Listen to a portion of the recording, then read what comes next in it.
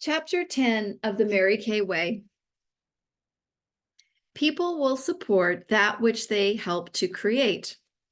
An assistant vice president with one of our competitors once approached me for a job.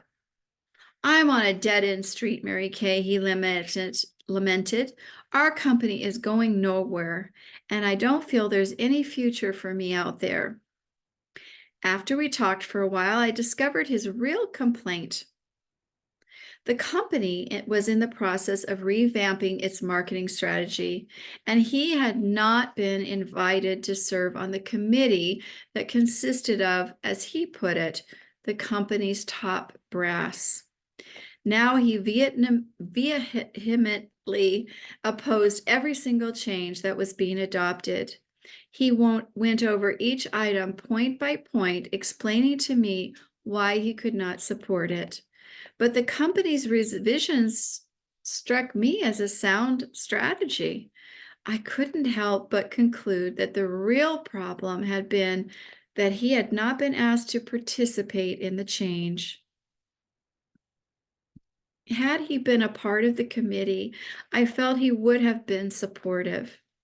He was a bright young man who probably could have made a valuable contribution to the company, but instead his apathy was driving him to quit his job. A good man's ego had been bruised. Everyone has an ego, and like it or not, every leader must consider this fact before making any decision involving the people who work for him. Ego is also a consideration when decisions involve further up the corporate structure. During the energy crunch of the 70s, I heard about a manufacturing company that was exploring ways to reduce its overhead. When it was brought to the attention of the budgeting committee that all of the executives were flying first class, the suggestion was made that in the future, only individuals above a certain level should be permitted this luxury. The committee surveyed its executives, and their reaction was emphatic. They felt that the practice would result in a class system, dividing management into first and second class executives, the haves and the have-nots. Elimination of the first class privilege would create resentment among those whom it was denied. Based upon the survey's conclusion that morale would suffer, the company continued to permit all of its executives to fly first class and decided to explore other ways to reduce overhead. But the survey had served as a dramatic imperative to the executives that they must reduce the company's overhead. As a result, many of them offered alternative ways to cut costs. In fact, their suggestions represented much greater savings to the company than would have been realized by eliminating first-class travel privileges. We resist change even when we're unhappy with the old way of doing things. I've seen people complain vigorously about an old system, yet speak strongly against any recommendation for improvement.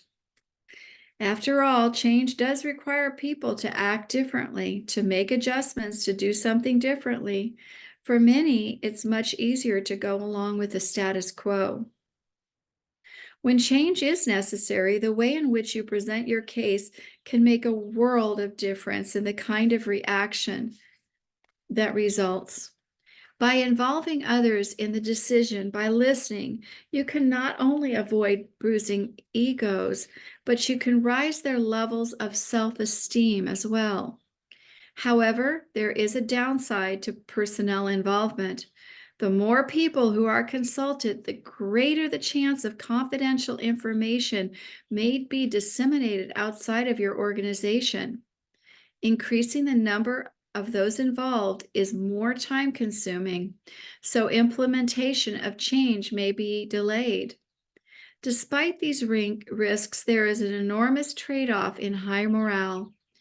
I think It's of such importance to get people involved in those things that directly affect them that I've always been willing to take the gamble. If you want the full support of your people, you must get them into the act. The sooner, the better. People naturally resist change. I worked for a company whose owner decided to revise the commission schedule paid to his sales manager. All brochures and company literature were changed accordingly. He then made plans for personally announcing the changes during a series of regional sales conferences. I accompanied him to the first conference. I'll never forget it. To an audience of 50 sales managers, he announced the 2% override they were presently earning on their unit sales production that was to be reduced to 1%. However, he said, in lieu of the 1%, you will receive a very nice gift for each new person you recruit and train. With that, he lifted a white tablecloth that had been covering a few small appliances, such as clock radios and tape recorders. You can choose any one of these, he continued. And the more salespeople you train for the company, the more valuable gifts you will receive. At that point, a sales manager stood up and let him have it with both barrels. She was absolutely furious. How dare you do this to us? Why, even 2% wasn't enough, but cutting our overrides in half and offering us a crummy gift for appeasement insults our intelligence. With that, she stormed out of the room, and every other sales manager for that state followed her, all 50 of them. In one fell swoop, the owner had lost his entire sales organization in that region, the best in the country. I had never seen such an overwhelming rejection of a change of this kind in my entire life. The conference had begun on a Friday and was scheduled to last through the weekend. Instead, the owner flew back to Texas Saturday morning. Over the weekend, he ordered reprints of the sales list literature, thus restoring the original 2% override. On Monday, we attended the next scheduled conference as if nothing had happened, but the sales organization in that region was gone, and not a single one of them ever came back. That blunder taught me an invaluable lesson about change and how people resist it. People don't like giving up what they've already got. But there is also more fundamental resistance towards action of any kind. Resisting change simply because it's new and different seems to be a natural human response. We become complacent all too easily, and thus change requires a conscious effort. The book and record club business has thrived on the fact that most people avoid taking action. Every month, these clubs send their members a card that must be returned if the member does not want to make a purchase. In other words, they have to take action in order not to buy. It's called a negative option. It's easier to buy than to make a decision not to buy. Seek support from all those affected. A classic example of how people resist change. A classic example of how people resist even a change for the better occurred once when we revised the structure of the independent sales force. Briefly, we elevated the status of team leader, an intermediate position between independent beauty consultant and independent sales director, by increasing her rate of commission. In addition, upon reaching a certain plateau in sales volume, she earned the use of a car.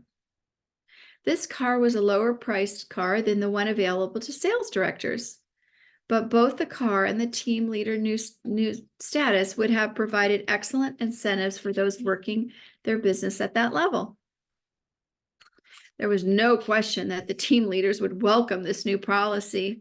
Likewise, we anticipated a positive reception from the independent sales directors, because when their team leaders are motivated to increase sales, sales directors also profit. Let me add that the increased commissions and the car bonuses would have been at the company's expense.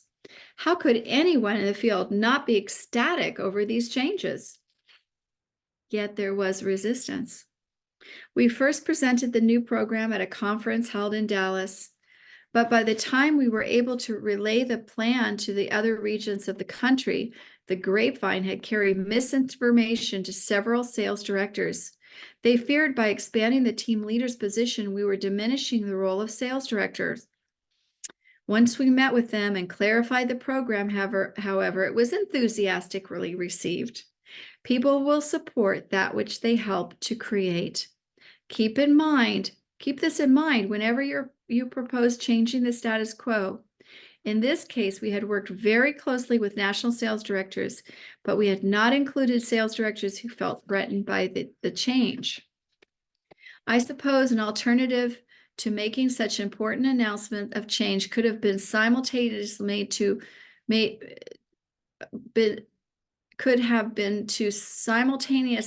these presentations live via satellite and closed circuit television in the theaters and auditoriums across the country.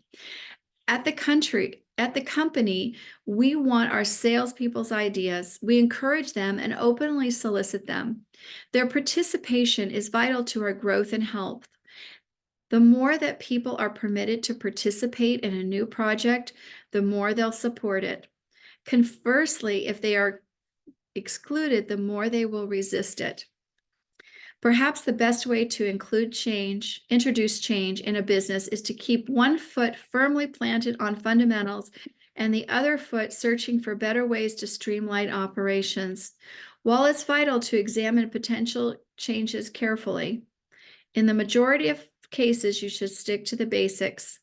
In our business, we've developed many complementary cosmetic items, such as cheek color, lip pencils, and the latest colors and shades.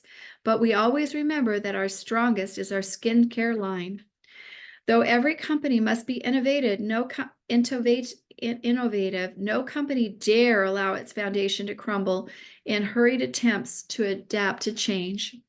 In fact, during the past 20 years, now we've been around 60, wow. Mary Kay has made no major changes to its marketing plan. While competing companies offer hundreds or even thousands of products, we've always tried to limit the number of products we sell so that the independent sales force members can be knowledgeable about every item. I love that.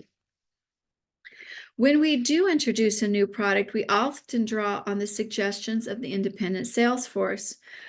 With hundreds of thousands of independent beauty consultants who use and sell Mary Kay skincare and cosmetics to millions of women, there is no lack of ideas.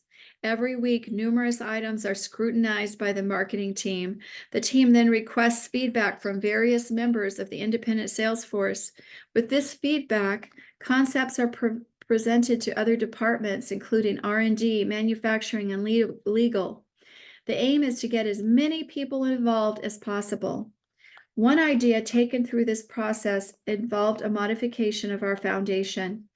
Research in the cosmetic industry has long recognized that this single product enjoys the greatest level of consumer loyalty.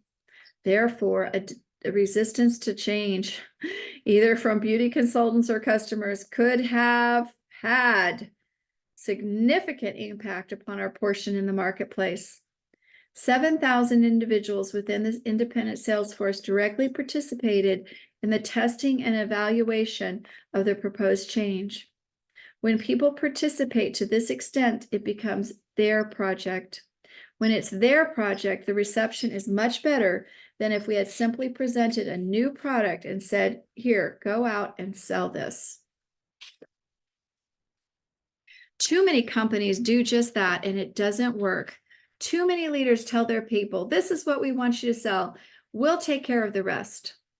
No matter how viable the proposals may be, such an attitude creates resistance. People want to feel that they have contributed to these things that affect their lives. When they don't, they feel slighted and manipulated. It reminds me of the initial reaction a husband whose wife arrives home and announces she's invested the family's savings in the stock market. Chances are he will not accept the validity of the decision since he was not consulted. A woman might react the same way if her husband was to surprise her by accepting an invitation to share their summer vacation with friends. Had she been consulted, she might have loved it, but since he acted alone, she is resistant. We often implement ideas that come from consultation with our people. I remember one such instance that actually began as a personnel problem. I had an office employee who often came to work a few minutes late. She was an excellent worker, but in a year's time, those lost minutes every day added up. No matter how often I asked her to be punctual, she continued to arrive late. I finally had to insist with the clear implication that her position was in jeopardy. Mary Kay, I just can't get to work by 8:30, she explained. I have 4 children to get up, feed breakfast, and get to school, and my youngest child doesn't leave the house until 8:30. We discussed the problem, and I asked if she had any suggestions. If I could just come to work at 10 every morning and work until 6, she said, that way I could see my children off to school and avoid rushing to work. This was long before the acceptance of flex time, and I thought it was a very creative idea, which we were then able to accommodate because of our small size. We had a real problem, and I encouraged her to share in the process of finding a solution. Had I simply announced a change in her working hours, she probably would have resented the idea, and her work might have suffered. Instead, she was very supportive, and there was never again a problem of her arriving late to work. Seek support from above and below. Good leaders are also well advised to seek the support of upper management. Just as a manager might ask her staff, "What do you think?" or "What do you want?" She is wise to seek feedback from managers above her. For example, she might say to her boss, "I need your help. I've been in this business a long time, and your insight would be very valuable." It's amazing how favorable people respond when their advice is thought, and how valuable their advice can be. Throughout their careers, leaders should continue to seek advice of mentors. "What do you think about this?" Or, "We did as you suggested, it's working fine, but here's another problem that needs your guidance." It's hard to imagine not having somebody's support when that person has given you advice from the birth of an idea to its completion. Here's a word of caution, however. Whenever you seek your manager's advice and don't follow it, be sure to communicate your reasons for not doing so. And again, invite her or him to participate. When I say everyone likes to be included in new projects, I include myself. Once during a meeting, it was announced that a change in one of our products was being considered. As our marketing person explained the change, I sat there feeling very foolish because I had no previous knowledge of this. At the next recess, I approached the staff member and asked her, "Why didn't anybody tell me about this? This is the first time I've heard about this proposed change." "You were consulted, Mary Kay. I mentioned it to you about a year and a half ago." "A year and a half ago," I replied. "I have no recollection of it." "I'm sorry," she apologized, "but you were very busy at the time, so I didn't consult with you after that one brief encounter." While her intentions were good, my immediate response was to play devil's advocate and give all the reasons why the idea wouldn't work. I found myself fighting it. Why did I react this way? Because I too support what I helped to create, just like everybody else. Women and change. Women will sometimes remark that since the independent sales force consists primarily of women, we must experience greater resistance to change than other companies. I think that's grossly unfair to assume that women resist change more than men. In fact, I think the very opposite can be true. Today, when a woman reaches middle age and her children have left home, she's often ready for change in her lifestyle. She may feel as though she's fulfilled the traditional role of raising a family and will begin to think in terms of another career. Creatively, she's on the upswing at the same age, and typical men has reached men, the male have pardon me, creatively, she's on an upswing. At the same age, the typical male has reached a stage where he may be on the downward slide. Often he becomes security conscious, and the very thought of a major career change terrifies him. Instead, he may be more interested in staying where he is with an eye towards retirement. However, I do believe it's especially important to confide in women. The fact is that many women leaders feel that they have previously been excluded from the good old boy network that exists behind closed doors of some organizations. Many women have confided to me that they are concerned because the men in their organization are privy to certain information not available to female leaders. While this may be the case in while in many cases such concerns are more imaginary than real, they do in fact exist and should be addressed. With this in mind, I recommend making an extra effort to involve women leaders at early stages of any news project. This is a principle I've always followed, and women seem to thrive on it. Being adaptable to change is an admirable quality in anyone, male or female, who hopes to succeed in business. Nevertheless, I believe that change is not necessarily progress. Change for the sake of change may improve nothing but your chance of being disappointed. If change is definitely called for, however, meet the situation head on. Consider all options carefully, weigh the pros and cons, and adopt whatever course of action seems best. If no option seems feasible, leave things as they are until a better way presents itself. Why leave home if you have no place to go? At Mary Kay, we do carefully consider change.